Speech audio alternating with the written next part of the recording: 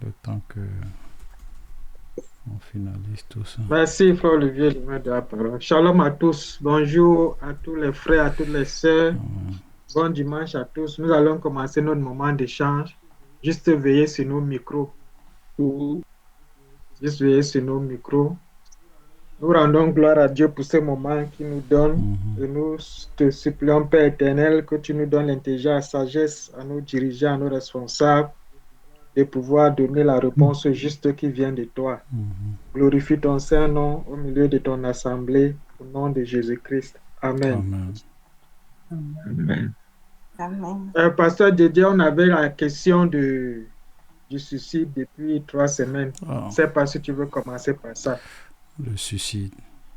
Ah. En fait, ça, c'est une très bonne question. Et je voulais vraiment qu'on puisse bien développer ça. Ouais, parce que il y a des serviteurs de Dieu, j'en ai entendu déjà plusieurs fois. Voilà, donc c'est pas de la spéculation. Des gens qui croient que le suicide n'est pas... Quelqu'un qui se suicide, il va pas nécessairement à la perdition, que ça dépend. Souvent, des gens peuvent avoir des oppressions, ils sont pas dans un état truc, ils se suicident. Donc Dieu, dans sa grâce et dans son amour, voilà, peut permettre à ce que un chrétien, par exemple, qui se suicide à cause de la dépression, à cause des soucis de la vie, qu'il puisse vraiment aller au ciel. Voilà. Et la préoccupation, la question que la personne a posée, c'est de dire, par exemple, le cas de Samson. Samson, quand on lit la Bible, on voit qu'à la fin, il est mort. Et lui-même, il savait qu'il allait mourir. Donc, c'est un peu comme s'il s'est suicidé, puisque il a détruit les 2 colonnes sur lesquelles le temple était.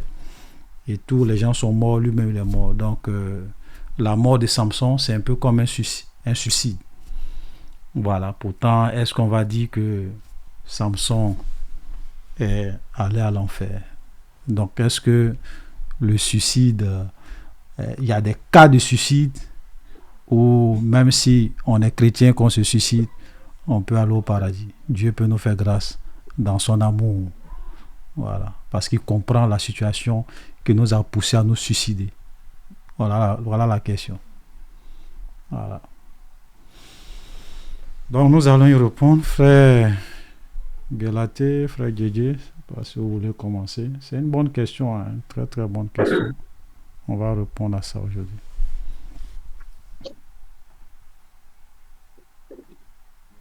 Amen. Shalom à tous. Shalom.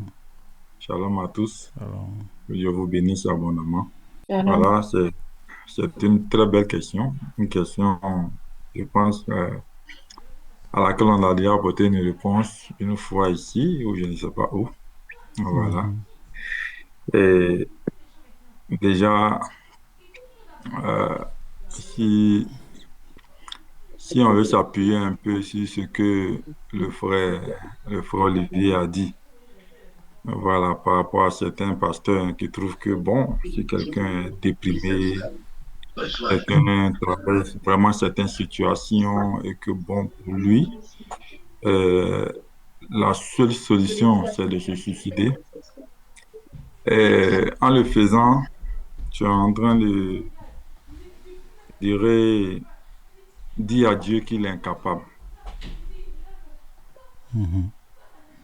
Dire à Dieu que la situation que tu traverses, il ne peut y avoir de solution. Même lui, il ne peut t'apporter la solution.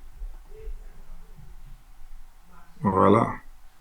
En réalité, ceux qui se suicident pour des problèmes de dépression, c'est parce qu'ils ne savent pas que le Seigneur est capable de délivrer de la dépression. Mhm. Alléluia. Parce que les gens Amen. qui sont déprimés, là, il y a des raisons. Voilà. Des gens sont blessés intérieurement. Des gens ont transporté peut-être depuis leur enfance des frustrations, des blessures intérieures, des situations. D'autres sont en face de certains problèmes. Il y a des gens qui sont riches et puis du jour au lendemain qui deviennent pauvres. Voilà, et qui se suicident parce qu'ils se disent, mais est-ce que je pourrais vivre dans cet état après tout ce que j'ai connu? Alléluia. Donc, il y a beaucoup de raisons. Et ceux qui se suicident, très souvent, ils ne sont pas convertis, ils ne connaissent pas le Seigneur. Ou Mhm. bien, pour ceux qui connaissent le Seigneur, n'ont pas connu véritablement, bien n'ont pas toute leur confiance en Dieu. En réalité, ils étaient des chrétiens et quand tu les voyais, c'est parce que tout allait bien qu'on avait l'impression que vraiment c'était des personnes qui comptaient sur le Seigneur. Mais en réalité, on arrive à voir dans la vie d'un chrétien qui compte vraiment sur le Seigneur quand il est dans les difficultés, quand il est dans les problèmes. Alléluia. Amen. Non, il n'y a rien que Dieu ne soit capable de faire. Il n'y a aucun problème que Dieu ne soit capable de résoudre. Peu importe le degré de la difficulté que nous vivons. Mhm. Il ne faudrait jamais, bien aimé, qu'on pense au suicide. Alléluia. Amen. Il ne faudrait jamais qu'on trouve que la voie, je veux dire, idéale de sortir, c'est de se donner la mort. Non, parce que le suicide, c'est un péché. Mhm. La vie que nous avons ne nous appartient pas. La vie que nous avons appartient à Dieu. Alléluia. Donc, c'est à Dieu de décider quand il la répand. Ce n'est pas à nous de décider. C'est pour ça que je vais me connecter. Alléluia. Nous, nous disons ici que le suicide, c'est un péché. Amen. Voilà, c'est pas la volonté de Dieu. Voilà. Maintenant, le cas de Samson, c'est un cas particulier. En dehors du cas de Samson, dites-moi qui est allé. Jésus, regardez un peu l'exemple de Jésus quand Jésus était à Gethsémani. La manière dont Jésus priait. La Bible dit qu'il y avait du sang, des grumeaux du sang. C'est-à-dire, Jésus voyait ce qu'il attendait. Et moi, je suis sûr que si Jésus avait un choix entre aller à la croix et se suicider, il allait se suicider.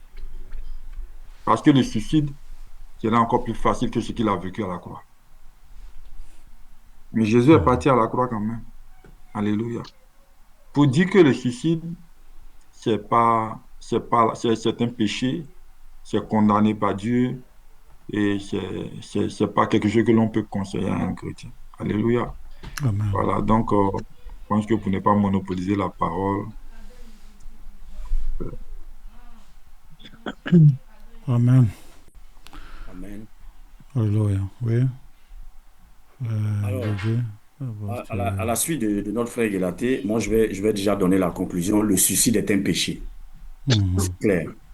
Le suicide, c'est-à-dire que tu as ôté la vie à quelqu'un, même si c'est ta vie, même si c'est ta vie.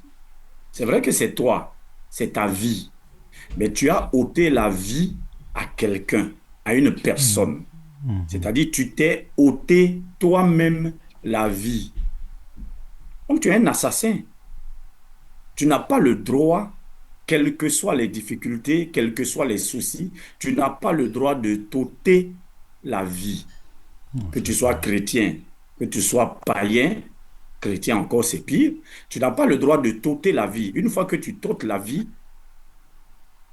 tu as tué quelqu'un. Et ce quelqu'un-là, c'est toi. Puisque notre souffle de vie ne nous appartient pas. Ouais. Notre souffle de vie ne nous appartient pas. Est-ce que, est-ce que euh, mal- à- parce que tu as des soucis et tout, et tout, et tout, et puis quelqu'un vient, il te dit, bon, moi, je vais te tuer pour mettre fin à tes soucis, machin, tout et tout. Tu vas chercher à te défendre. Tu vas chercher à te défendre. Alors pourquoi toi-même, arrivé à un moment, tu t'ôtes la vie? Prenons l'exemple de, comment il s'appelle, Judas. Prenons l'exemple de Judas dans Matthieu 27. Quand Judas a vendu le Seigneur pour je ne sais combien de cycles d'argent, pour 30 cycles d'argent, mais quand il a vu ce qu'ils ont fait au Seigneur, il a regretté. Il a regretté.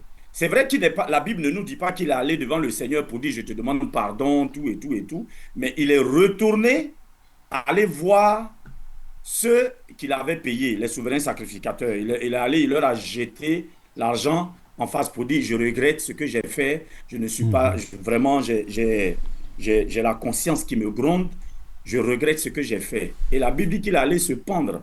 Est-ce qu'on va dire que Judas n'est pas en enfer? Judas est en enfer. Il a regretté son C'est clair. geste, le fait d'avoir vendu Jésus. Il a regretté son geste, c'est pour cela qu'il est allé. Il pensait que en allant retourner l'argent au bourreau de Jésus, il a pensé que bon, il voulait avoir la conscience tranquille et tout. Mais non, il n'a pas eu la conscience tranquille. Malgré ça, il est allé se suicider. Mais Judas est en enfer. Judas est en enfer parce qu'il s'est suicidé. Donc le suicide, ce n'est pas tous ceux qui disent que parce que tu as des problèmes, mais bon, dans ce cas-là, nous tous, on va se suicider. Le monde va se suicider. Voilà.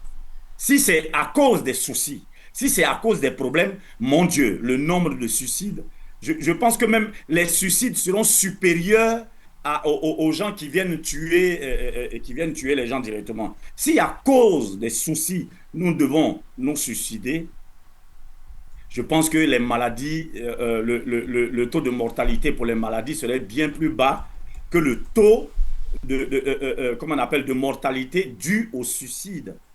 Voilà. Donc, le suicide, c'est un gros péché. C'est assez clair. Parce que tu ne peux pas ôter la vie à quelqu'un, même si c'est toi. Tu ne peux pas t'ôter la vie. Tu es un assassin. Et la deuxième question, c'était de savoir si le cas de Salomon était, pardon, le cas de Samson Samson, ouais. est un suicide. Samson, sa bouche là, il n'a pas retenu sa bouche. Il a trop parlé, il a livré son secret aux Philistins. Après avoir maltraité les Philistins et tout, il a livré son secret aux Philistins. Et ils l'ont rasé. Il a perdu toute sa force. Mais quand vous prenez Juge, le chapitre 16, quand vous prenez Juge, le chapitre 16, tout le chapitre 16, Samson, de toute façon, quand les Philistins ont pris Samson, ils devaient le tuer. Ça, c'est clair. Samson, il devait tuer Samson. Parce que après tous les malheurs que Samson leur a fait, toutes les défaites qu'ils ont subies à travers Samson, quand ils l'ont attrapé, Samson était destiné à la mort. C'est clair. Mais avant qu'on ne le tue, avant qu'on ne le livre à leur dieu, là, comment il s'appelle, Dagon ou Dogon, je ne sais Dagon. plus comment il s'appelle. Dogon, voilà. Avant de le livrer à Dogon, ils allaient le livrer à Dogon. D'abord, on lui a crevé les yeux. Si vous lisez le chapitre 16, on lui a crevé les yeux. C'est clair. Donc, le sort de Samson était déjà scellé. C'est clair. Ça, on s'entend très bien là-dessus. Mais avant qu'on ne le tue, ils ont voulu faire une cérémonie à l'honneur de leur dieu Dagon. Ils allaient l'offrir en sacrifice à Dagon. Amen. Et quand vous voyez le verset 28, Samson a invoqué l'Éternel. Je pense que ce passage-là change tout. Samson a invoqué l'Éternel pour que l'Éternel lui redonne cette force-là qu'il avait. Amen. Alors, est-ce que Dieu peut donner la force à quelqu'un pour se suicider? Moi, c'est la question que je pose. Parce que Samson a demandé la force à Dieu pour que Dieu lui donne cette force-là pour faire tomber, comment on appelle, tout l'édifice sur tous ces gens-là, détruire en même temps le roi, détruire toute la population et surtout détruire Dagon ou Dogon. Voilà. Et Dieu a répondu à sa demande. Parce qu'au verset 28, il est dit quoi? Alors Samson invoqua l'Éternel et dit, Seigneur éternel, souviens-toi de moi, je te prie, ô Dieu, donne-moi de la force seulement cette fois, et que d'un seul coup, je tire vengeance des Philistins pour mes deux yeux. L'Éternel lui a donné cette force-là. Et il s'est appuyé sur les piliers pour faire tomber tout l'édifice. Et la Bible dit même ce jour-là, tous ceux qui sont morts là, ils sont bien plus nombreux que tous ceux que Samson a eu tués. Alors, est-ce un suicide? Est-ce que Dieu peut te donner une arme pour te suicider? Est-ce que Dieu, tu peux prier Dieu, Dieu, donne-moi la force pour me suicider? Non. Moi, je pense qu'à partir de ce passage-là, on ne peut pas dire que Samson s'est suicidé parce que Dieu ne peut pas donner le pouvoir à Samson pour se suicider. Je pense que à travers cet acte que Samson a posé, il a voulu glorifier Dieu, anéantir tous les ennemis de Dieu, anéantir le Dieu Dagon. Donc ça ne peut pas être un suicide. Le cas de Samson ne peut pas être un suicide. Voilà ce que moi j'avais à dire. Amen. Alléluia. Voilà, je pense que la réponse est claire. Hein. Voilà, le frère Gelati a parlé, le frère Gégé a parlé. Donc, d'abord, tous ceux qui se suicident, pour ajouter rapidement, vous êtes en train de commettre un meurtre. La Bible dit tu ne tueras point. On n'a pas dit tu peux te tuer toi-même. On dit tu ne tueras point. Donc, quand on dit tu ne tueras point, ça veut dire que même toi-même, tu ne dois pas te tuer toi-même. C'est clair, hein? Voilà. Donc, si tu te suicides et que tu t'es tué toi-même, donc tu as tué. Voilà. Donc, parce que dans Exode, Exode chapitre 20, le verset 13 qui dit tu ne tueras point. Voilà ce que le commandement dit. Tu ne tueras point. Donc, on peut tuer les autres comme on peut aussi se tuer soi-même. Donc, si tu te suicides, tu es en train de te tuer toi-même, c'est un péché. Voilà, un péché très grave. Parce que la Bible dit que les meurtriers n'hériteront point le royaume de Dieu. Amen. Voilà, pour aller rapidement, comme le frère l'a dit sur le cas de Samson, c'est pas un suicide. Hein. Il faudrait qu'on soit clair là-dessus. C'est pas que Samson était là et puis il n'avait pas de problème ou bien il n'y avait rien. Il dit bon, parce que quand tu te suicides là, qu'est-ce que tu fais? Tu mets simplement fin à ta vie, à toi, à ta vie. Alors que là, Samson, Dieu l'a suscité pour que réellement il puisse détruire les Philistins. C'est pour cela que Dieu lui avait donné une force extraordinaire. C'était pour réellement permettre à Israël d'être délivré de la servitude des Philistins. C'était sa mission. Toute sa mission dans la vie, c'était ça. Et là, il avait une occasion, puisqu'il a beaucoup parlé, comme le frère l'a dit, il a livré son secret. Voilà. Donc, ses cheveux étaient longs, donc il avait 7 tresses. Voilà, ceux qui disent que on ne doit pas se tresser. Samson, là, il n'était pas tressé.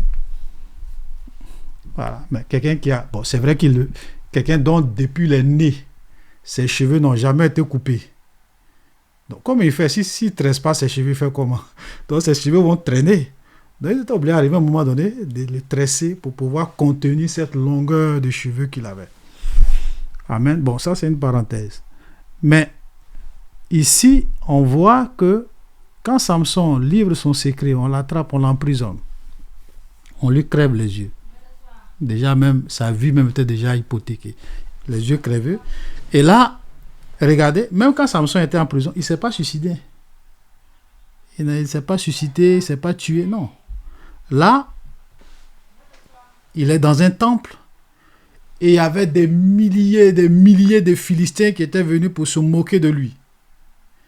Et donc pour lui, c'était une occasion en or d'accomplir la mission pour laquelle Dieu l'avait suscité. Délivrer Israël de la domination des Philistins. C'est pour cela que Dieu l'a exaucé. Il dit, Seigneur, vraiment donne-moi la force. Et Dieu va l'exaucer. Il dit, si je meurs, que je meurs avec les Philistins. Et Dieu va l'exaucer. Donc, puisque ses cheveux commençaient à pousser, Dieu va réellement lui donner une force extraordinaire pour réellement délivrer Israël de la maison de la servitude. C'est un peu de la servitude des Philistins. C'est un peu comme si tu te dis, moi je préfère donner ma vie pour que des milliers de personnes puissent réellement être sauvées ou délivrées. C'est différent. Voilà, donc c'est pas un suicide, Samson dit, ah vraiment moi j'ai trop de problèmes, la vie est dure, je m'en sors pas, je vais aller me suicider. C'est pas ça. Donc, n'allez pas prendre le cas de Samson pour dire c'est un suicide, c'est pas un suicide. Voilà, soyons clairs là-dessus. On est vraiment dans un contexte très différent. Voilà. Alléluia. Voilà, donc le suicide n'est pas de Dieu. Un chrétien ne doit pas se suicider. Tu te suicides, tu commets un meurtre. Et souvent, c'est le diable, comme le frère Bélaté le disait, que la vie est trop dure. Est-ce que vous savez que j'ai envie de dire souvent, la plupart des cas de suicide, ce sont les démons qui vont ça. Un démon vient souffler dans ton esprit. Toi, tu penses que c'est ta pensée. Parce que ce que les gens oublient, c'est que notre pensée, c'est un champ de combat. Le diable peut te souffler des pensées. Les démons peuvent te souffler des pensées. C'est même pas toi tes pensées. Souvent, tu peux voir une fille qui passe et puis il y a un démon qui dit, comme elle est belle. Toi, tu penses que c'est ta pensée. C'est pas ta pensée. Voilà. Ou bien tu es là, il y a l'argent. Et puis il y a une pensée qui dit, mais tu peux voler. Souvent, même les gens font des films comme ça, non? Où tu es là, et puis on présente un peu le monde invisible, où il y a quelqu'un qui te dit, où il y a un esprit qui te dit, ah, mais il faut voler. Ça va te faire du bien. Et puis tu commences à dire, ah oui, mais tu penses que c'est ta pensée, c'est pas ta pensée. Voilà. C'est pas ta pensée. Je vous donne un exemple. Pierre, quand Jésus leur a posé la question, qu'est-ce que les gens disent de moi? Il dit, Pierre dit, tu es le Christ, le Fils de Dieu. Et Jésus dit à Pierre, Pierre, ce que tu viens de dire là, ça ne vient pas de toi-même. C'est mon Père qui est dans les cieux qui t'a révélé ça. Donc ce que tu viens de dire là, il ne faut pas penser que cette révélation-là vient de toi-même. C'est Dieu qui t'a révélé ça. Mais pourtant, Pierre pensait peut-être que c'est une pensée qui lui est venue. Première chose.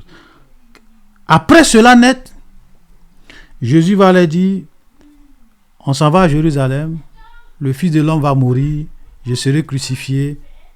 Et puis Pierre dit, non Seigneur, Dieu ne plaît, cela n'arrivera pas. Il a commencé à parler. Regardez la réaction de Jésus. Jésus se tourne vers Pierre. Il dit, arrière de moi, Satan. Pourquoi il n'a pas dit arrière de moi, Pierre? Parce qu'il savait que la pensée de Pierre, là, ça, c'était une inspiration du diable. Donc c'était Satan qui lui a soufflé cette pensée. Et lui pensait que c'était sa propre pensée, ça venait de lui, il aime son Seigneur. Mais Jésus lui a fait comprendre que arrière de moi, Satan, Pierre, parce que la pensée que tu as, ce n'est pas une pensée qui vient de toi, c'est le diable qui est en train de t'inspirer cette pensée. Donc la plupart des gens qui se suicident devant les problèmes, devant les difficultés, ce sont des démons qui leur disent, la vie est trop dure, regarde, tu ne vas pas réussir, tu souffres, mais t'aimes à ta vie, tu auras la paix. Et la personne est là, oui c'est vrai, je souffre. Vraiment, il n'y a plus d'espoir pour moi. Oh, ces situations-là, ma réputation est détruite. J'ai perdu tout mon argent. Et les gens vont se suicider sous l'inspiration des démons. Et les démons ne vont pas te dire que la souffrance que tu es en train de vivre sur la terre, c'est petit par rapport à la souffrance que tu vas subir lorsque tu rentres dans l'éternité. Il y a beaucoup de gens, si Dieu pouvait nous envoyer dans le séjour des morts, il y a beaucoup de gens, si tu laisses, qui se sont suicidés, tu leur demandes, là où tu es actuellement, et les problèmes que tu avais sur la terre, tu préfères quoi? Ils allaient dire, je préfère sur la terre. Mais il est déjà trop tard. Voilà, donc le suicide n'est pas de Dieu. Ça vient du diable. Voilà, tous ceux qui se suicident, non. Ce sont des pensées des démons. On ne doit jamais se suicider. Rien n'est impossible à Dieu. Tu as un problème, soumets ça à Dieu. Qu'est-ce qui est impossible au Seigneur? Rien. Que le Seigneur nous aide. Amen. Voilà. Ça va pour la question sur le suicide? Odette, sur la même question, Ton ton micro micro est est fermé. fermé. Voilà, shalom à tous. Je voulais poser une question par rapport au suicide, justement. Et Ok. ceux qui font l'euthanasie, Mhm. Voilà. ceux-là, L'euthanasie, oui, pour moi, c'est une forme de suicide. Voilà. C'est-à-dire que toi-même, tu dis au docteur, je Débranché. préfère mourir. Ici au Canada, souvent, il y a des... Même si tu es une personne âgée, tu es vieux, tu peux... Si tu juges que tu veux qu'on mette fin à ta vie, tu peux aller, tu signes des formulaires, tu valides. Si tu as des parents, on leur parle aussi, ils valident. Et puis, on choisit le jour où on va te tuer. Et tu viens. Tu veux simplement mettre fin à ta vie. C'est vrai qu'il y a d'autres, c'est souvent dans des maladies où souffre tout ça. Et puis, on met fin à ta vie. Et devinez quoi? Ici, tu ne peux pas annuler ton suicide programmé à 24 heures de l'échéance. C'est-à-dire que si tu aurais 12 heures pour qu'on te suicide, et puis tu dis non, je change d'avis, je veux plus. On dit non, c'est déjà, tu as dépassé, tu es dans les 24, on te suicide, on va faire le tout. Voilà, donc vraiment, frère, on n'est pas dans ça. La vie, mais c'est Dieu qui... frère Olivier, je voulais te poser une question. Mais ceux qui Oui, le font là, ils sont aussi Voilà. complices, non? mais bien sûr, Bien sûr, en tant que docteur, tu es oui, bien complice. sûr, tu es complice, puisque Ah oui. c'est toi qui mets un terme à la vie de quelqu'un. Voilà, c'est pas pour dire que tu n'as pas fait exprès ou bien tu es en train d'opérer quelqu'un puis la personne meurt dans ta main. Ça, c'est autre chose. Ou bien une femme en train d'accoucher dans ta main meurt. Ça, c'est autre chose. Ça ne dépend pas de toi. Mais toi-même, quelqu'un vient te voir pour dire, bon, moi, je veux mourir, il faut me tuer. Et puis, tu le tues. Mais en quoi est-ce que tu es innocent par rapport à celui qui se fait tuer? Vous deux, vous êtes dans le même Mais bateau. maintenant, frère Olivier, est-ce Oui. que chez vous au Canada, où c'est autorisé là, est-ce que le docteur qui refuse, par exemple, est-ce qu'il peut être poursuivi par la loi? Bon, là, je ne sais pas trop qu'est-ce que dit la loi par rapport à ça. Je ne sais pas si aussi ils peuvent refuser ou pas. Voilà, peut-être ceux qui sont dans le domaine peuvent en parler, mais je ne sais pas. Je ne sais pas si est-ce que les docteurs ont la possibilité de dire non, ou bien si si la personne veut, ils sont obligés de le faire. Bon, là, j'ai pas trop d'informations là-dessus. Ouais. Le docteur n'est pas obligé. Il y a le formulaire d'évaluation. Quand tu viens et que tu sollicites cette pratique, on va évaluer pourquoi tu veux cette pratique. Parce que la plupart des personnes, c'est à cause d'une maladie incurable. Mhm. Et le médecin va évaluer si vraiment c'est nécessaire ou s'il trouve que tu peux avoir une rémission dans ou si tu peux vivre avec. Non, il peut refuser. Mais maintenant, quand le docteur a validé, celui qui pose l'acte, c'est un service spécialisé. Lui, il a déjà accepté que c'est un cas comme ça, on l'appelle. Donc, D'accord, donc voilà pour c'est en toute réfléchir. liberté, c'est en toute liberté que Oui, celui qui oui, pose l'acte là, il le fait en toute en toute liberté. Ouais, liberté. ouais, Oui. ça, On, apparemment. on ne désigne pas quelqu'un de facto, oui, c'est toi qui vas l'exécuter, Dans chaque établissement, il y a les gens qui le font et qui ont qui le accepté de font. le faire. Voilà. Ok, Non. d'accord. De toute C'est-à-dire, façon, eux, c'est leur travail. oui, eux, c'est leur travail. Si tu fais ce Ouais. travail-là, c'est un choix. Ouais. Voilà. C'est un choix. Ok, Ouais. d'accord. Moi, le Donc, principe que je Oui. voulais...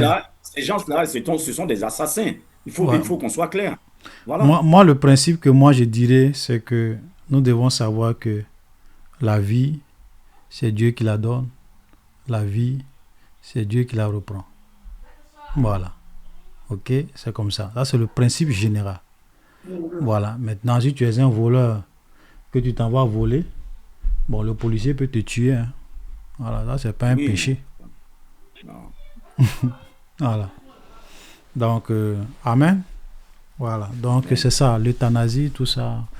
Un chrétien ne doit pas être dans ce genre de choses. Ok? Parce que notre vie est entre les mains du Seigneur. C'est lui qui décide. S'il veut qu'on parte tel jour, on va partir. Voilà. C'est pas nous qui décidons de mettre un terme à notre vie. Amen. Amen. Voilà. Une question connexe. En Europe, peut-être, c'est avancé, il y a l'euthanasie et tout, mais en Afrique, ce n'est pas autorisé. Mais on a souvent nos parents vraiment très avancés en âge, malades. Quand tu le vois, tu pleures. Et parfois, on prie, on dit vraiment, Seigneur, tu peux la... Est-ce que c'est acceptable? Est-ce qu'on peut faire ce genre de prière? Priez pour que le Seigneur prenne la personne. Oui. Bon, de toute façon, les gens font des prières, hein, mais c'est Dieu qui décide d'exaucer ou pas. Voilà.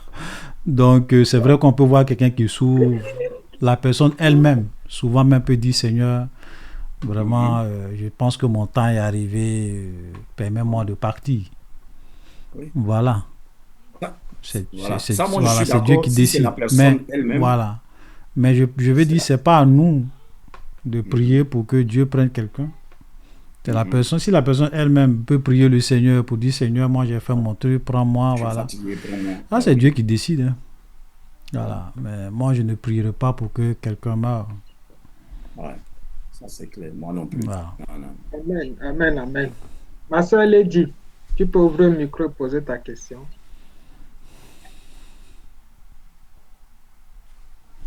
La soeur Lady, Lady, ton micro est fermé. Hein. Elle n'entend pas. La sœur Lydie. Lydie, pardon. Ton micro est fermé. Ok, avant que Bon, en notre attendant, sœur... Ouais. Avant que oui, notre en sœur... attendant qu'elle ouvre son micro, frère Je Olivier. vous entends bien, mais Ok. Ok, je vous vas-y. entends bien, mais j'ai du retard de connexion. Ok, vas-y, on J'ai du t'entend bien. retard, je ne sais pas si vous m'entendez. Oui, on t'entend. En fait, je voulais savoir, c'est toujours par rapport au même sujet. Je voulais savoir pour les personnes qui sont en soins palliatifs, qui ont décidé de plus prendre de traitement médical suite de lourdes maladies et elles sont fatiguées, elles veulent plus de traitement, elles veulent juste laisser les choses se faire naturellement. Est-ce que c'est mal du coup? Ah, ok, d'accord. Ça dit que Est-ce que des c'est, gens comment peut-être dire, qui est-ce que c'est refusent forcé de... d'accepter le traitement? Ouais. Ils sont arrivés à un certain temps, ils sont fatigués et ils vont être en soins palliatifs. Oui. Ça... Bon, moi, je pense que c'est pas... C'est vrai que ils vont se dire on est fatigué de prendre des médicaments, les médicaments nous fatiguent, on préfère ne pas prendre. Moi, je ne pense pas que ça soit une bonne idée. Voilà, parce que si toi-même souvent tu sais que si tu ne prends pas ces médicaments, tu vas mourir, n'est-ce pas? Et puis tu refuses parce que toi-même tu veux mourir. C'est aussi une forme de suicide, hein? Bien sûr. Bien sûr. Voilà. Donc, c'est pas bon. Pour moi, si tu dois prendre des médicaments, prends. Déjà, si le temps de Dieu arrive, voilà, tu vas partir. Mais ne provoque pas ta mort. Voilà, ne provoque pas ta mort, bien n'accélère pas ta mort. C'est un peu comme une forme de suicide. Voilà, c'est un peu comme moi, je sais que si je ne prends pas tel médicament, je ne vais pas tenir pendant une semaine, je vais mourir.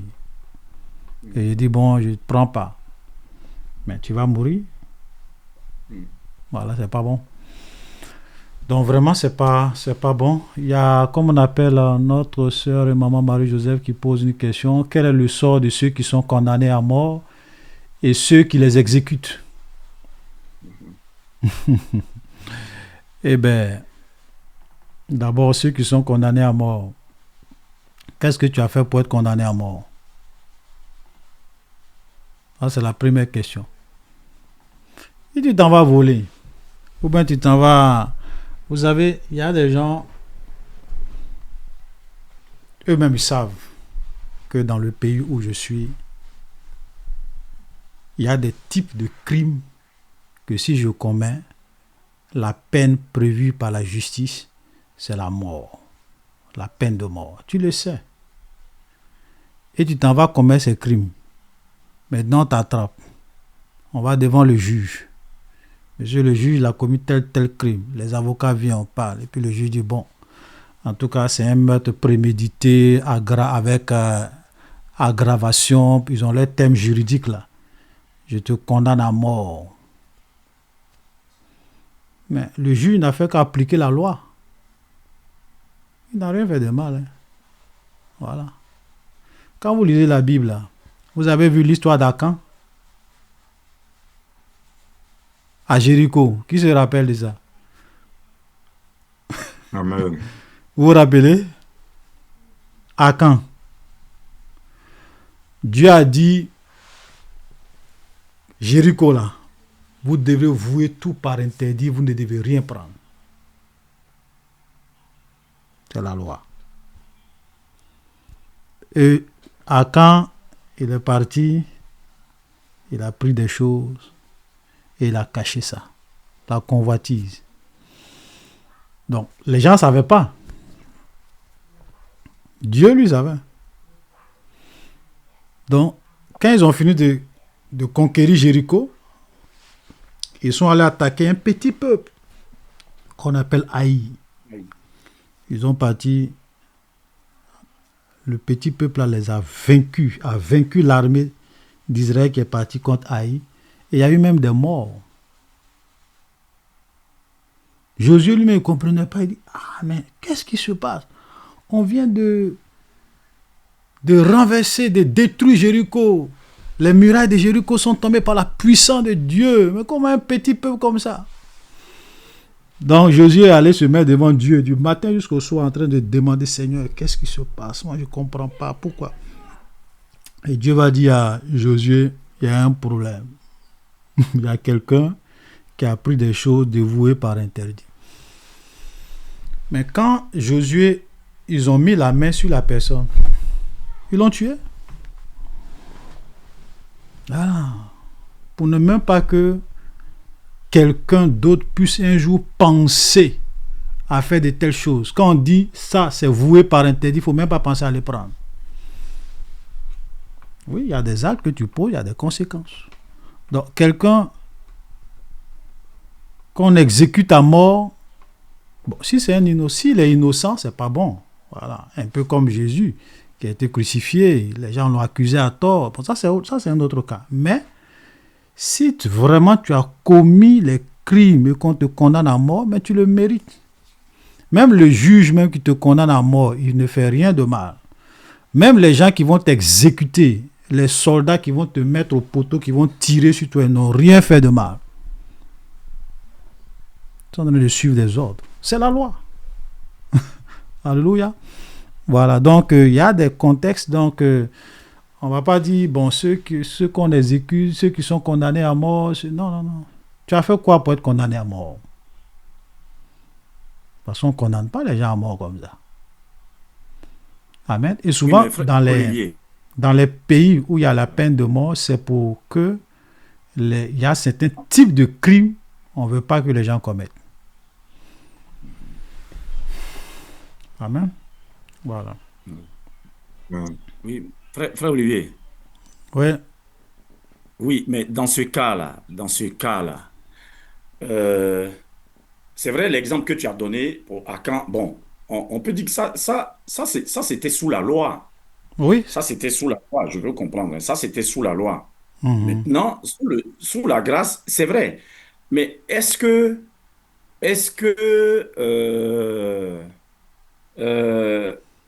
malgré que dans des pays, il faut qu'il y ait la loi, ça c'est clair. Ouais. Il faut qu'il y ait des règles, il faut qu'il y ait des lois pour ne pas qu'il y ait l'anarchie dans le pays. Bien sûr. Ça c'est tout à fait normal. Mais est-ce que, parce que tu as par exemple commis un crime, Ouais. est-ce qu'aussi on doit t'ôter la vie en réponse? Parce que c'est ça. Est-ce qu'on doit t'ôter la vie en réponse? Moi, je pense que, pour ce cas-là, moi, je pense que pour quelqu'un qui a tué, si on le condamne à mort, il a tué, il a ôté la vie à Ouais. quelqu'un. Ça, devant Dieu, s'il ne se répand pas et tout, et tout, et tout, ce qui est sûr, il va en enfer. Ça, on Ouais. est d'accord. Ouais. On est d'accord. Mais pour lui qui a tué, parce qu'il a tué, on lui ôte la vie. Oui. On lui ôte la vie. Oui. Mais est-ce que le Seigneur... Prenons le cas où on se présente devant le tribunal de Christ. Mhm. On se présente devant le tribunal de Christ. Est-ce que Christ va dire au bourreau, ça, c'était votre loi, c'est la loi, il a commis un crime Mhm. et vous l'avez tué, donc vous qui l'avez tué, vous n'avez pas commis de péché. Mhm. Moi, à mon sens, hein, moi je dirais non. Parce qu'ils ont aussi ôté la vie à quelqu'un. Ah non, c'est un peu Ils ont différent. aussi ôté. C'est un peu différent. Amen. Ils ont, Si tu ils me ont- permets, oui, euh, attendez, Ouais, j'ai faut pas fini. finir. Hein. Ouais. Ils ont ôté, ils ont aussi ôté la vie à quelqu'un. Ouais. Même si ce quelqu'un-là a ôté la vie, là, dans ce cas, on entre dans le œil pour œil, dent pour dent de l'Ancien Testament. Ouais. Tu m'ôtes la vie, tu ôtes la vie à quelqu'un, on t'ôte la vie. Ouais. Là, on rentre dans le œil pour œil, dent pour dent, que Jésus a condamné quand il est venu. Oui. Le œil pour œil, dent pour dent que Jésus a condamné quand il est venu. Ouais. Moi, je pense que la justice, c'est pour ça que certains États n'appliquent pas la peine de mort. Ok, Parce que d'accord. ces États-là se disent qu'ils n'ont pas le droit d'ôter la vie à quelqu'un. Dans les mêmes États-Unis, là, Mhm. il y a des États où la peine de mort est appliquée et il y a certains États qui disent que non, eux, ils n'ont pas le droit d'ôter la vie à quelqu'un, même pour un meurtrier en série. Mhm. Ils disent que non, ils n'ont pas le droit d'ôter la vie à quelqu'un. Qu'est-ce que les gens font? On peut lui donner 200 ans de prison, 300 ans de prison. Ou bien Et la dire que prison à il vie. va mourir en prison. Oui, la prison à vie. Voilà. Ouais. Mais donc, sinon, si on lui ôte la vie, moi, je pense que ce soit celui qui l'a condamné et celui qui exécute. Mhm. Moi, je ne pense pas que celui qui exécute, la frère Olivier, je ne pense pas que celui qui exécute là, quand il va arriver devant Jésus, Jésus va lui dire non, Ouais. c'était ton travail d'ôter la vie aux Ouais. gens, il n'y a pas de problème, tu ne vas pas en enfer. Je ne pense pas. Ouais. Je ne pense pas. Amen. Parce qu'il a ôté.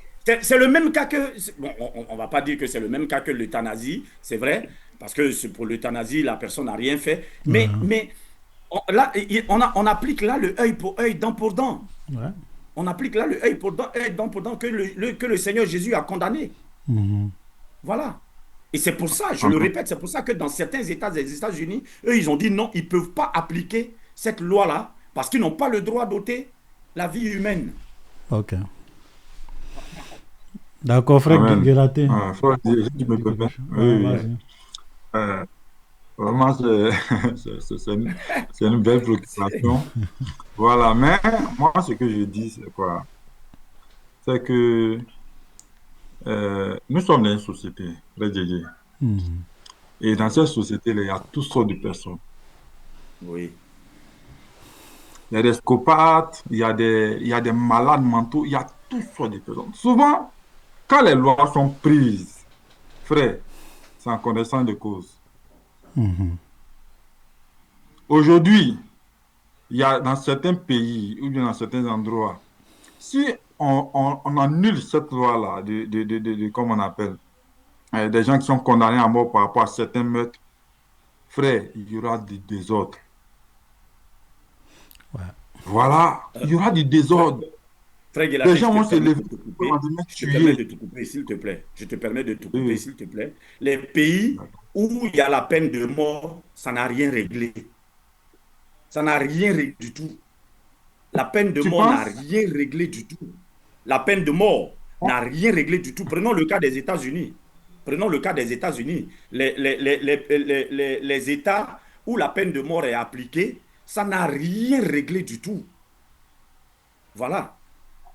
C'est ça. Bon, en tout cas, c'est pas, il On partage est pas le d'accord, même ça n'a âge. rien Ouais, réglé. en fait, Parce que- moi, ce que je voulais, bon, le temps en train, il nous reste comme 10 minutes. C'est un débat intéressant. Ouais, moi, déjà, ce que je voulais dire, Regardez même, comme tu l'as dit tout Pardonne-moi de à te l'heure, couper, tu hein, as mais pris, pardonne-moi. tu as pris l'exemple de l'Ancien Testament.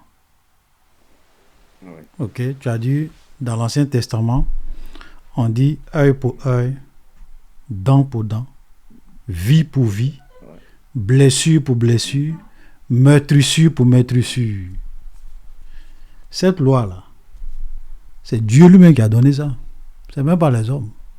C'est vrai que on était dans l'Ancien Testament, mais c'est Dieu. Mais Dieu n'a pas dit si quelqu'un ôte la vie, on ne doit pas lui ôter la vie. Non, on peut lui condamner à le mettre en prison. Avant même, il n'y avait pas de prison. Les gens même n'avaient même pas le temps de construire des bâtiments pour aller mettre des gens en prison. Ils ne font rien, on les nourrit. Non, tu es esclave. C'est là que souvent les gens sont là. Ah oui, la Bible autorise l'esclavage, la Bible encourage l'esclavage.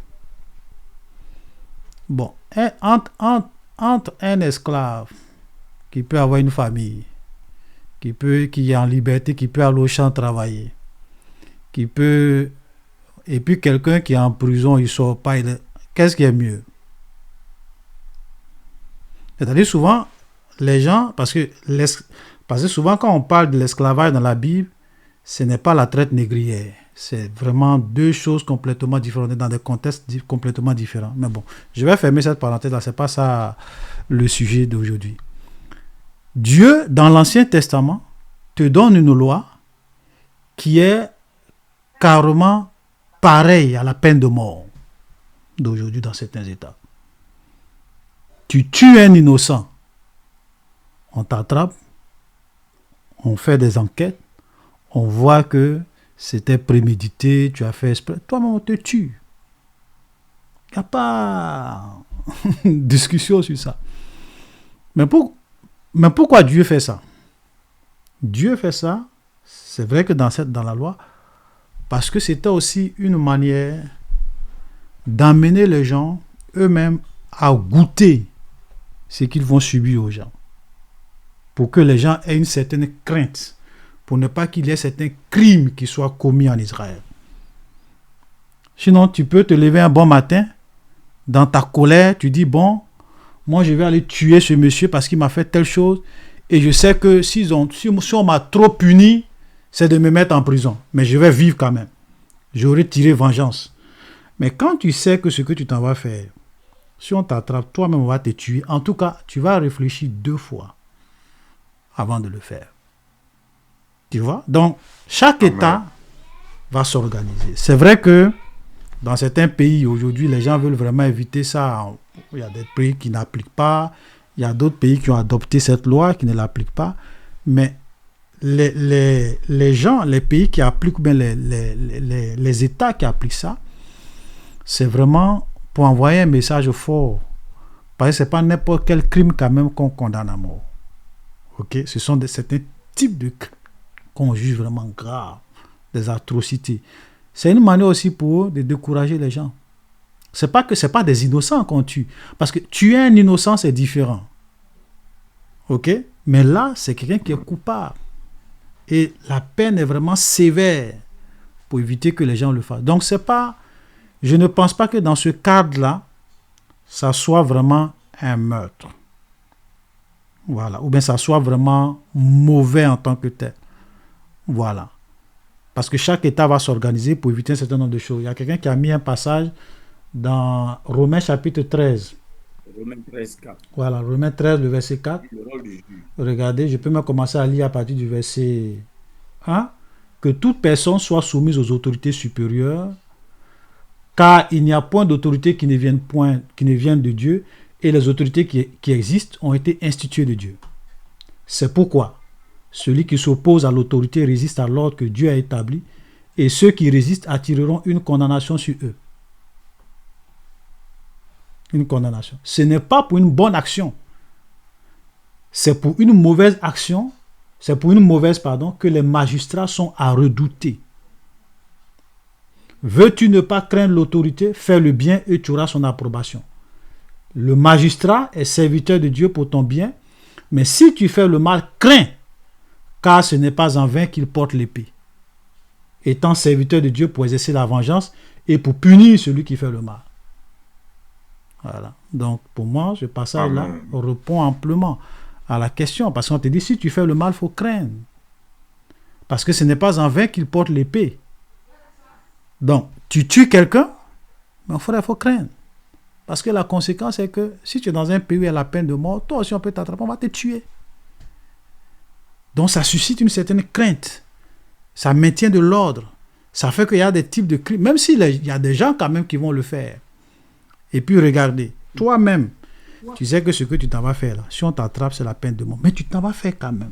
Mais c'est que tu le fais en connaissant de cause. Voilà. Tu vois, donc pour moi, la justice des hommes, c'est vrai, il y a un canevas que Dieu donne à la justice des hommes. Ce n'est pas tout ce que les gens établissent, tout ce que les hommes établissent dans les justices qui est approuvé par Dieu, ça on est d'accord, parce que la justice de Dieu est au-dessus de la justice des hommes. Mais souvent, il y a certains principes dans la justice des hommes qui cadrent avec la volonté et la pensée de Dieu. Voilà. Donc pour moi, la peine de mort, si un État établit la peine de mort, Dieu ne peut pas les en vouloir pour ça. Si quelqu'un viole ces lois, que tu meurs dedans, voilà. Tu as cherché toi-même ta propre mort. Tu vois? Voilà. Donc, c'est pour cela qu'on doit craindre Dieu. Parce que c'est vrai qu'on est dans la grâce. Je suis entièrement d'accord, mais sauf que il faut faire une distinction entre la justice humaine pour réellement maintenir l'ordre dans la société et puis la grâce que Dieu apporte. Voilà, c'est deux choses différentes.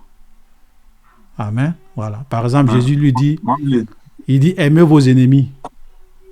Est-ce qu'un État peut aimer son ennemi? On est au niveau d'un État, on n'est plus au niveau de... Voilà. Donc les États, quand tu as la tête d'un État, tu as sous ta responsabilité des millions de vies. Il y a des choses que tu ne peux pas gérer comme ça. Tu es obligé vraiment de gérer ça autrement, toujours étant, si tu es vraiment un homme de Dieu, dans le cadre de la pensée de Dieu. Donc, moi, personnellement, je ne pense pas que ça soit mauvais que dans certains pays, dans certains États, il y a la peine de mort, il y a la prison à vie, etc. etc. Amen. Oh, il nous reste 3 minutes. Bon, je dirais que rapidement, quand on parle de la grâce, même sous la grâce, Ananias et Saphira ont été tués par le Seigneur. Ah, voilà. Oui. Sans merci. Là, c'est pas un... Parce que si on veut comparer... Là, c'est Dieu lui-même. Non, voilà. C'est pas l'homme. Non, mais c'est vous dire que...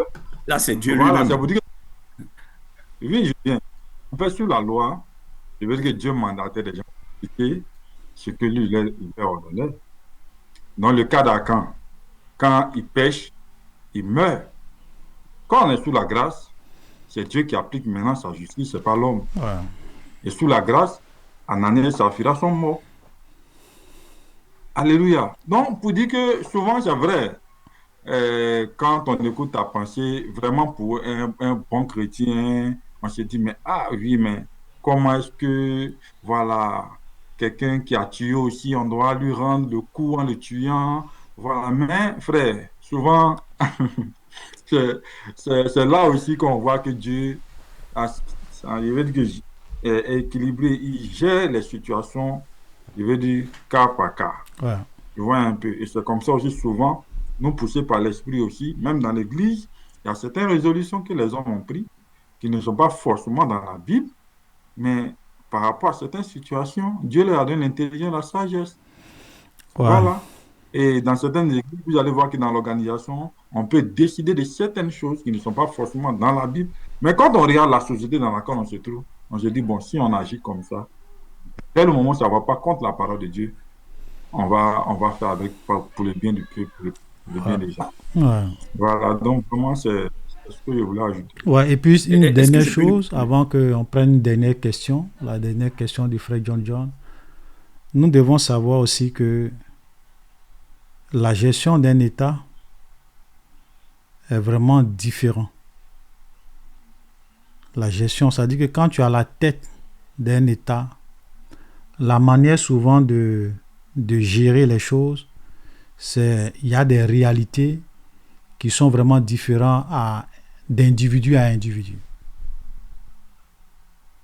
Alléluia. Voilà. Quand vous regardez un peu l'histoire des rois d'Israël, quand tu es roi, il y a des choses que tu ne joues pas avec. Tu ne joues pas avec ça. Parce que si tu joues avec ça, tu vas perdre le pouvoir. C'est pour cela que les rois, tu ne peux pas désobéir. Tu peux pas désobéir à un roi et puis aller en liberté. Il va t'exécuter. Pourquoi? Parce qu'il ne veut même pas que quelqu'un d'autre puisse penser un jour qu'il puisse violer lui ses ordres. Tu vois? Voilà. Donc, quand on est en train de gérer un État, n'oubliez pas, il y a comme le frère le disait, il y a des gens de toutes sortes. Des gens qui craignent Dieu, des gens qui ne craignent pas Dieu.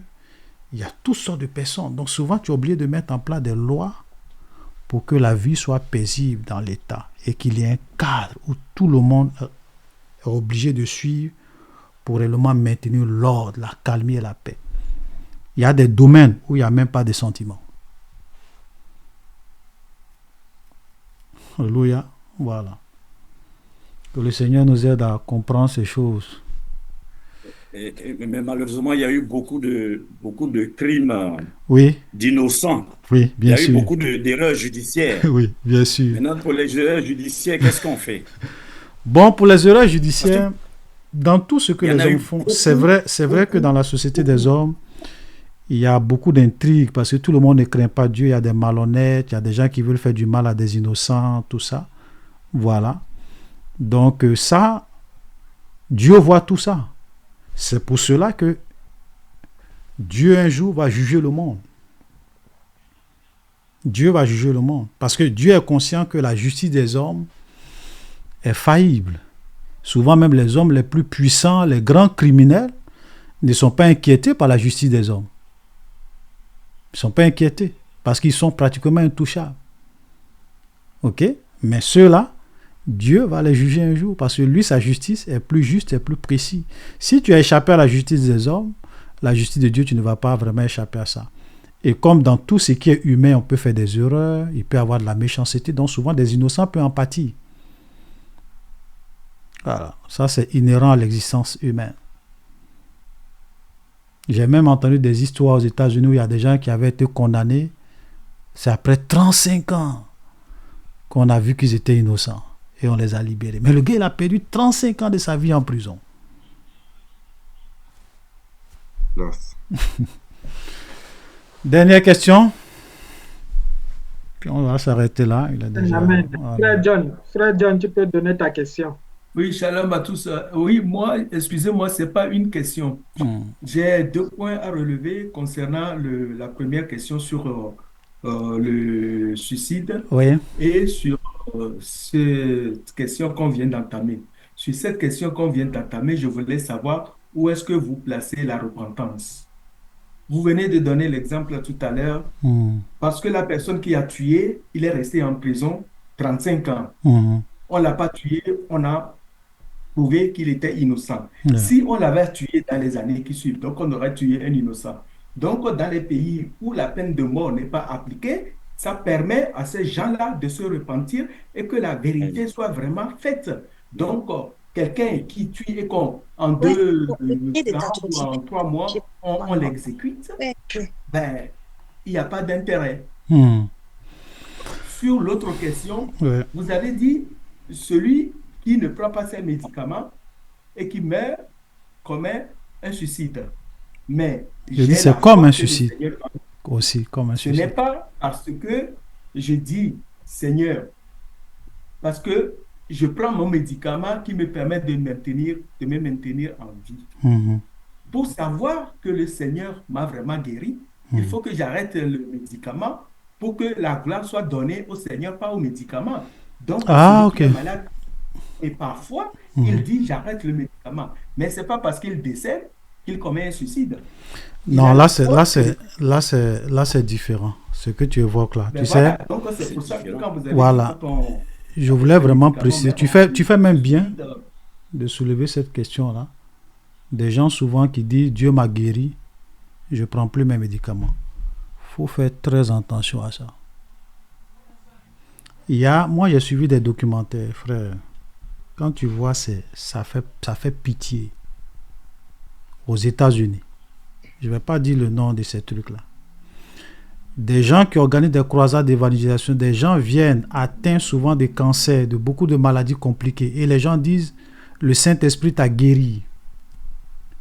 Et la personne dit, ah, j'ai la foi, le prophète m'a dit, je suis guéri. Donc je refuse de prendre mes médicaments. Tu sais ce qui se passe après?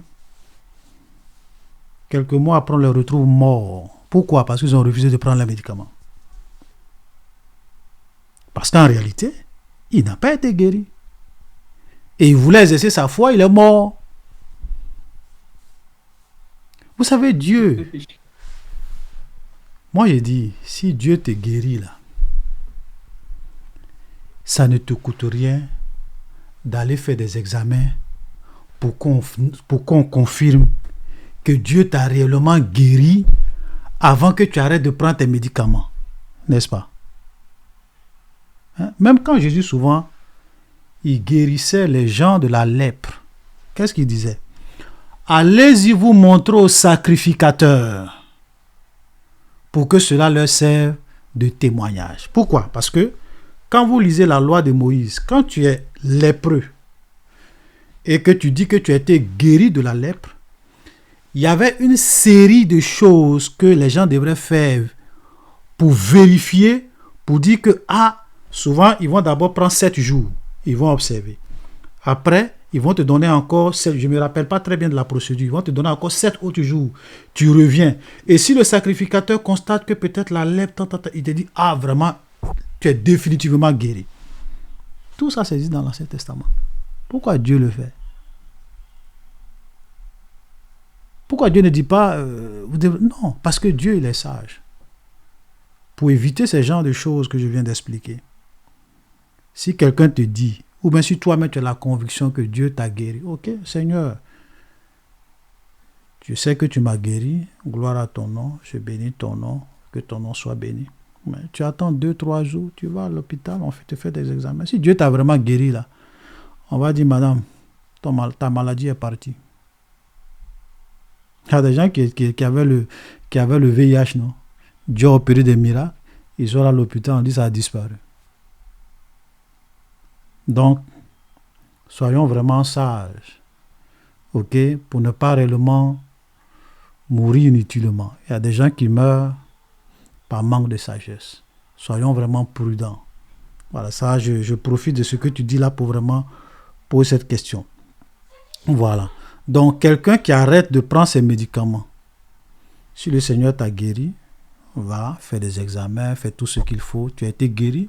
C'est le médecin même qui va te dire arrête de prendre tes médicaments. Voilà, ici il y a quelqu'un, je ne sais pas, c'est une sœur qui dit, je vais mettre son commentaire, une Ghanéenne vient de mourir parce qu'elle a cessé de prendre ses médicaments contre le cancer, disant que Dieu l'a guéri. Voilà. Et ce genre d'exemples, il y en a plein. Alléluia. Dieu n'est pas un menteur. Si Dieu t'a guéri, il t'a réellement guéri, tu ne vas pas mourir. Voilà. Et tu peux aller faire les tests et on va confirmer que tu as été guéri. Donc, soyons vraiment, vraiment prudents.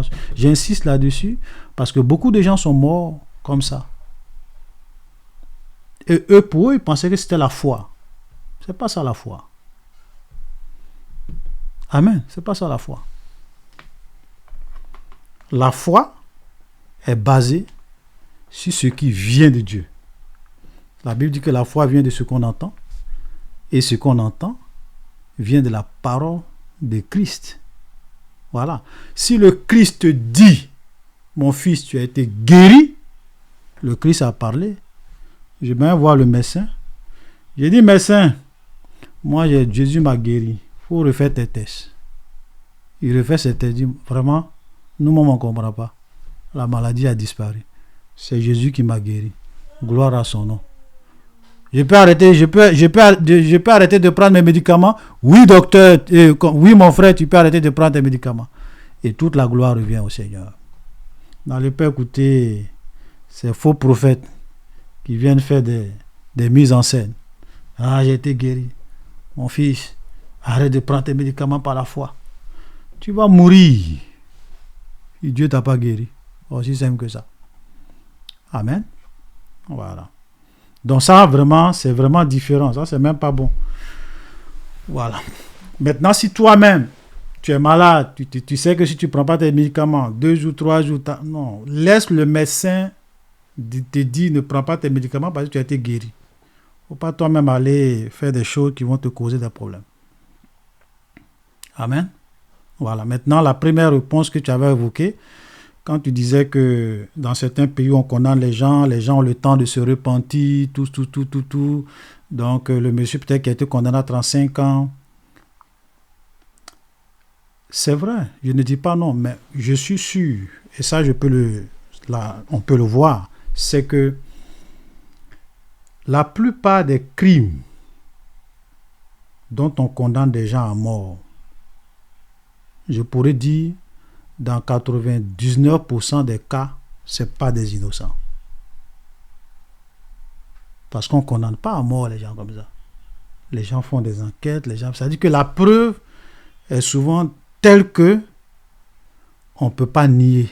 Souvent, quand il y a des doutes, le juge peut-être va te condamner à la prison à vie ou bien va te condamner peut-être à 20 ans, à 35 ans. Mais souvent, quand les gens décident, c'est vrai que je ne dis pas que la justice des hommes est parfaite, hein, mais très souvent, dans 99% des cas, ce sont des crimes avérés.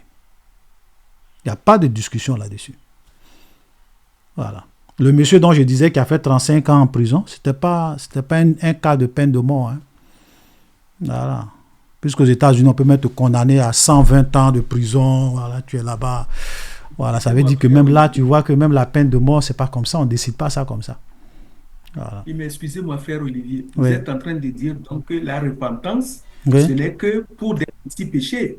Pour un maître, on ne peut pas se repentir d'avoir tué quelqu'un et changer carrément. Non, ça dit que c'est un peu comme, regarde, frère, si moi je t'ai dit tout à l'heure, c'est ce que je disais tout à l'heure, pourquoi dans l'Ancien Testament, Dieu appliquait la peine de mort pour certains péchés?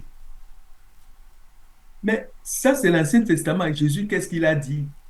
Non, moi je te pose la question. Que nous avait donné. Maintenant, c'est toujours le même Dieu, je vais dire comme ça. Ok? Oui. Ah, je pose la question.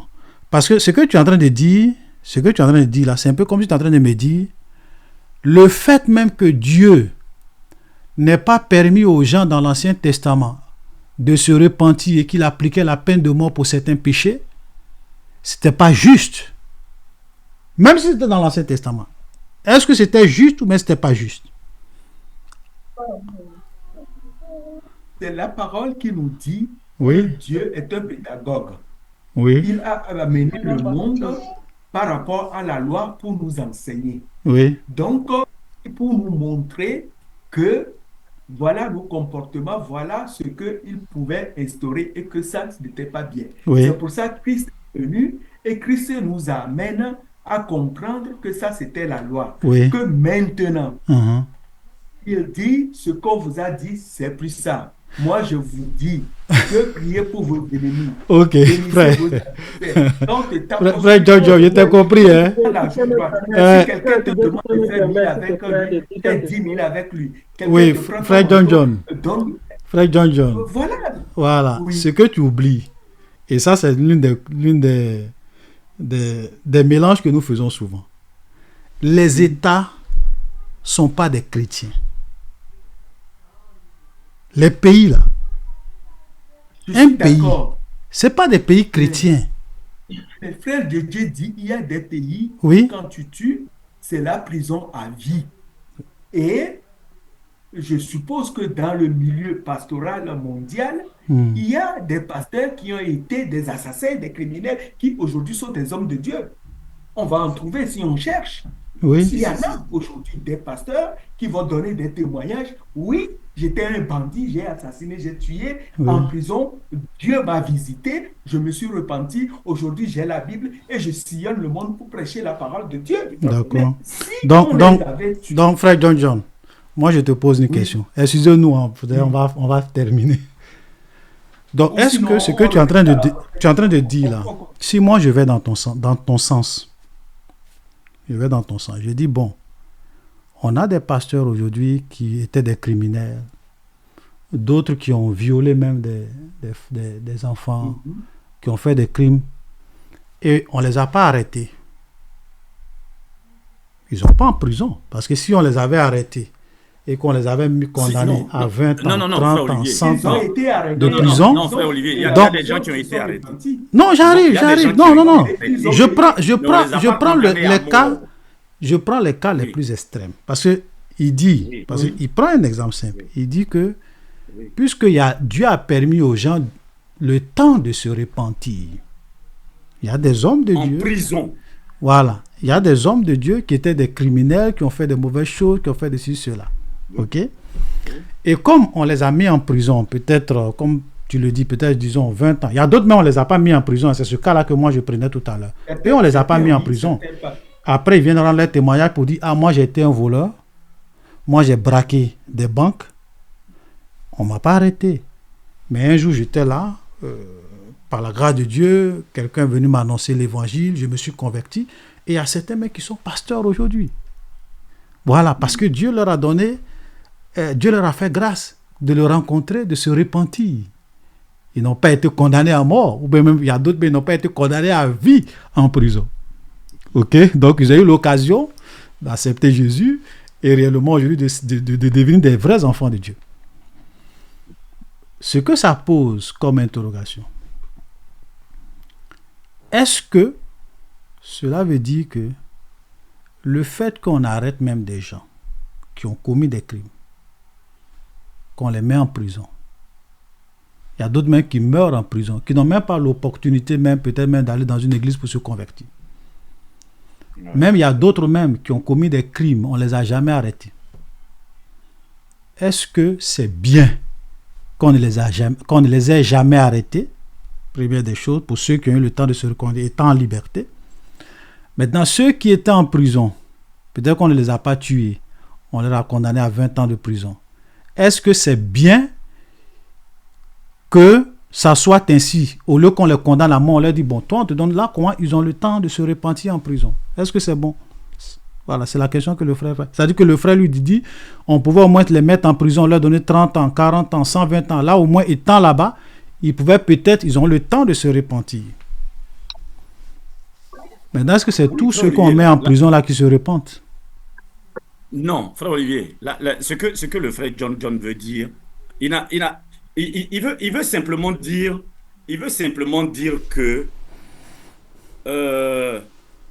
Dieu, quel que soit ce que le frère John est en train de dire, quelle que soit l'énormité, l'extrême gravité de la faute que les gens ont commis, Dieu est capable de pardonner et d'utiliser. Oui, on n'a pas de doute là-dessus. C'est ce que le frère John est en train de dire. Et c'est pour ça qu'il donne l'exemple des gens qui sont pasteurs au jour d'aujourd'hui, mais qui ont eu à commettre des pires atrocités. Des pires atrocités, mais on ne les a pas condamnés à mort. Et Dieu aussi leur a pardonné, puisque Dieu se sert d'eux au jour d'aujourd'hui pour répandre l'évangile. Pour dire quoi? Pour dire que vous, les êtres humains, vous condamnez à mort. Vous condamnez à mort pour quelqu'un qui a tué. Oui. Mais lui, Jésus, il ne condamne pas à mort quelqu'un qui a tué. Si la personne se repent, il prend cette personne-là pour le servir. Voilà ce que le frère John. Et d'ailleurs, c'est ça le sens de ce que Jésus a dit dans Matthieu 5, 43. Aimez vos ennemis. C'est ça.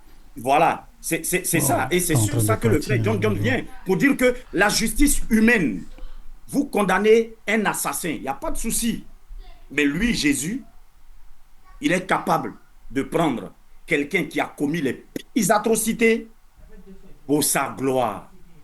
Oui, mais le problème, regardez, on va s'arrêter. Bon, Stéphane, pour parler, puis on va arrêter là, parce que peut-être qu'on va revenir une autre fois là-dessus. Le temps, ça va. On est en train de dire, nous sommes en train de dire la même chose.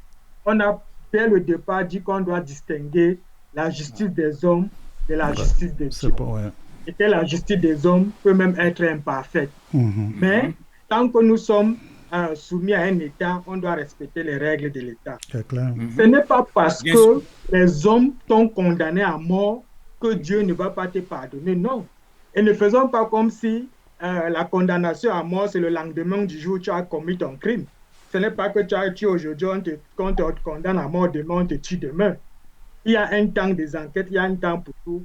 Durant ce temps-là, si toi, le condamné à mort par les hommes, tu te repens, tu demandes pardon à Dieu, même si l'homme vient exécuter sa peine, Dieu est capable, parce que toi, tu te repentis, qu'il a accepté ton pardon, de t'accepter. Donc, et c'est ce que le frère demande, où se trouve la repentance. Non, la repentance, ce n'est pas devant les hommes. Non.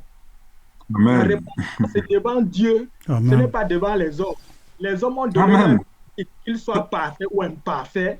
Si toi, durant le temps que tu attends ta sentence, tu dis que Jésus, vraiment, je reconnais ce que j'ai fait, pardonne-moi. Dieu t'accueille. Quelqu'un a donné l'exemple parfait là dans le commentaire. Un brigand avait Jésus sur la croix, il était condamné. Il avait accepté même qu'il est brigand. Amen. Mais du simple fait qu'il ait reconnu Jésus, il n'est même plus passé par le... Nous là même, on va passer au jugement. Lui, il est directement allé au paradis. Amen. Donc. Merci beaucoup. Je pense que la réponse du frère Stéphane est claire. Et puis même pour ajouter aussi à ce qu'il a dit, je pense que même dans les pays où on applique la peine de mort, même quand on doit te condamner, on envoie même souvent des pasteurs pour te prêcher l'évangile. Mais malgré tout ça, il y a des gens qui n'acceptent pas Jésus. Et on les condamne. Donc, je suis d'accord avec ce que le frère Stéphane dit.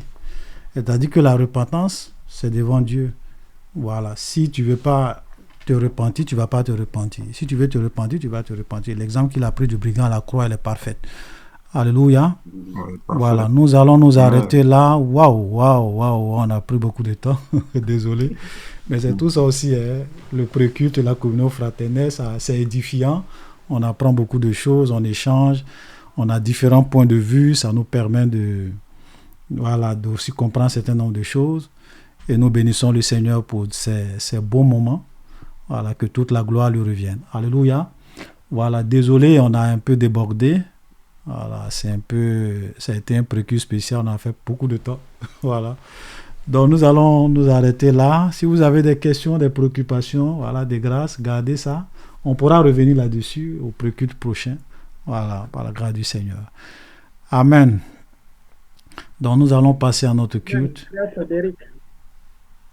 Amen, amen. Amen. Tout le monde m'entend bien? Amen. Amen. En fait, quand on se prend